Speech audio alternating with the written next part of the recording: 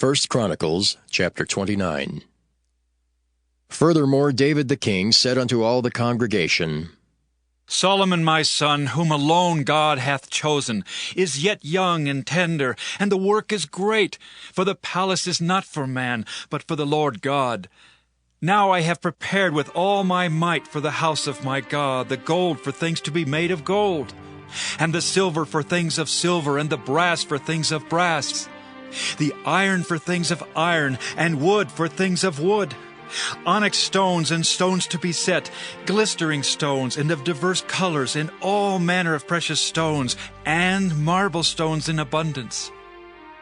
Moreover, because I have set my affection to the house of my God, I have of mine own proper good, of gold and silver, which I have given to the house of my God, over and above all that I have prepared for the holy house, even 3,000 talents of gold, of the gold of Ophir, and 7,000 talents of refined silver, to overlay the walls of the houses withal, the gold for things of gold, and the silver for things of silver, and for all manner of work to be made by the hands of the artificers. And who then is willing to consecrate his service this day unto the Lord? Then the chief of the fathers and princes of the tribes of Israel, and the captains of thousands and of hundreds, with the rulers of the king's work, offered willingly, and gave for the service of the house of God, of gold 5,000 talents, and 10,000 drams, and of silver 10,000 talents, and of brass 18,000 talents, and 100,000 talents of iron. And they with whom precious stones were found gave them to the treasure of the house of the Lord, by the hand of Jehiel the Gershonite. Then the people rejoiced, for that they offered willingly, because with perfect heart they offered willingly to the Lord. And David the king also rejoiced with great joy. Wherefore David blessed the Lord before all the congregation. And David said, Blessed be thou, Lord God of Israel our Father, forever and ever. Thine, O Lord, is the greatness, and the power, and the glory, and the victory, and the majesty. For all that is in the heaven and in the earth is thine. Thine is the kingdom, O Lord, and thou art exalted as head above all. Both riches and honor come of thee, and thou reignest over all. And in thine hand is power and might, and in thine hand it is to make great, and to give strength unto all. Now, therefore, our God, we thank thee and praise thy glorious name. But who am I, and what is my people, that we should be able to offer so willingly after this sort? For all things come of thee, and of thine own have we given thee. For we are strangers before thee, and sojourners, as were all our fathers. Our days on the earth are as a shadow, and there is none abiding. O Lord our God, all this store that we have prepared to build thee an house for thine holy name cometh of thine hand, and is all thine own. I know also, my God, that thou triest the heart, and hast pleasure in uprightness. As for me, in the uprightness of mine heart, I have willingly offered all these things. And now have I seen with joy thy people, which are present here, to offer willingly unto thee.